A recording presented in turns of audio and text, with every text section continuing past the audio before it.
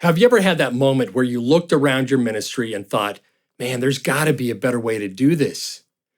Maybe you didn't say it out loud, but deep down you felt it. That whisper from the Holy Spirit, that nudge, that holy discontent. Well, that's where innovation begins. And in this episode, I want to talk about why you don't just have permission to innovate in ministry, it's a mandate, because you and I are called to innovate.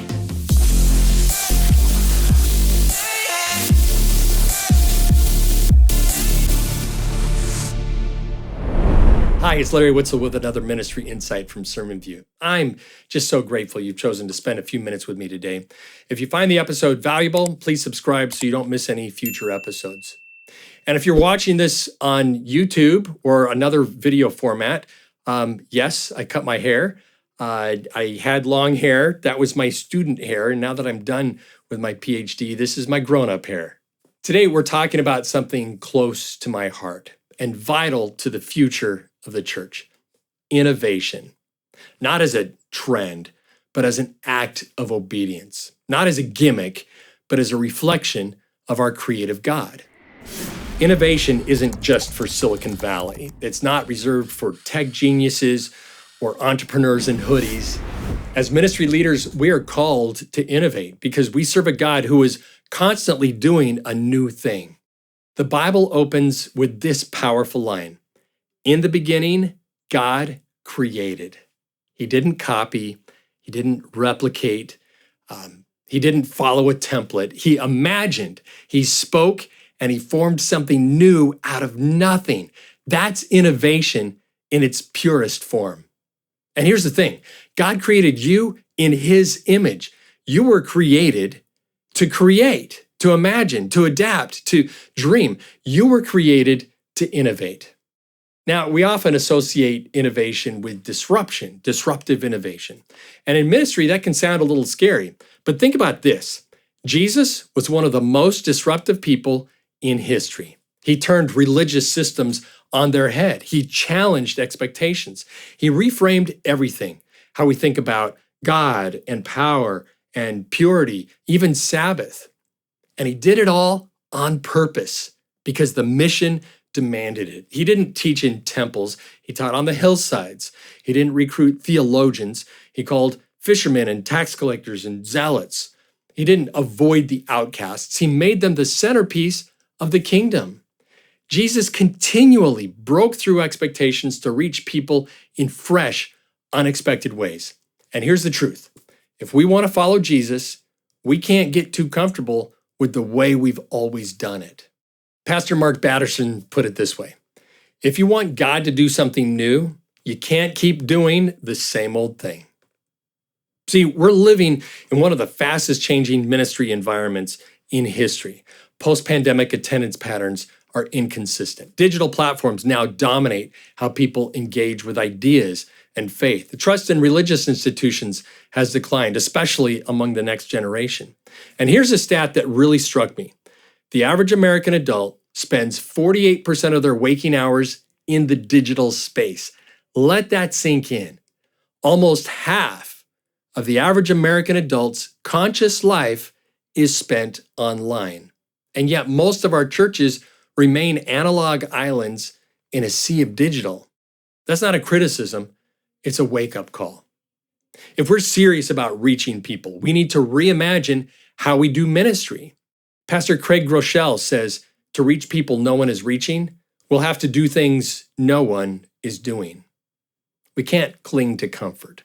The mission demands more than maintenance. Imagine if the Apostle Paul had refused to engage with Gentiles.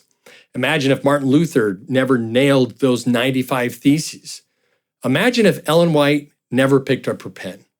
The kingdom advanced because people dared to do something new under the Spirit's guidance. Innovation isn't a luxury. Innovation is the very vehicle God often uses to advance his kingdom. Isaiah 43:19 says, "For I'm about to do something new. See, I've already begun. Do you not see it?" That's God saying to us, pay attention. Innovation is already happening. Will you step into it with me? And Ellen White puts it plainly: men are needed who pray to God for wisdom and who, under the guidance of God, can put new life into the old methods of labor and can invent new plans and new methods of awakening the interest of church members and reaching the men and women of the world. That's not just permission to innovate. That's a call to innovate. It's a mandate for spirit-filled, prayer-soaked, kingdom-centered innovation, grounded in truth, but open to fresh expression. See, innovation in ministry isn't about novelty. It's about faithful adaptability. It's about trusting God enough to change the method without compromising the mission. I believe with all my heart that the local church is God's chosen vehicle for reaching the world. God has chosen your church to help reach the world. But if we don't innovate, we risk becoming museums of what God used to do instead of movements of what He's doing right now. I don't know about you, but I want to be part of a movement. So why innovate? Because our calling demands it. Because people matter. Because the gospel is too precious to be trapped in outdated forms. And because the mission to seek and save the lost is still worth everything we've got. Innovation isn't optional, it's obedience. So let me ask you, what's one area of your ministry where you need to innovate? Where do you feel that holy discontent, that whisper from the Spirit nudging you to try something new? Maybe it's your outreach strategy. Maybe it's your worship format. Maybe it's how you connect with the next generation. Whatever it is, name it, describe it, pray about it, and then step into it. Because when you respond to that holy discontent, you're not just changing a method, you're joining God in His redemptive, creative work in the world. So get out there and innovate. Do you find these ministry insights to be valuable? We'd love to hear from you. Drop a comment, send a message, or share this episode with someone who needs this encouragement. When your church markets an evangelistic campaign, what's the most important element to get right? Is it the artwork, or the headline, or the mailing list? Actually, it's none of those. The most important part of your campaign is the offer itself. What are you offering to your community? Because no matter how beautiful the design or how targeted the audience, a bad offer will kill your response. Check out why the offer matters so much and how to make yours more effective in the last episode of Ministry Insights from SermonView. Pastor, I know you carry a lot. You're navigating change, leading people, and pouring yourself into the mission of God. And sometimes it feels like the work goes unnoticed.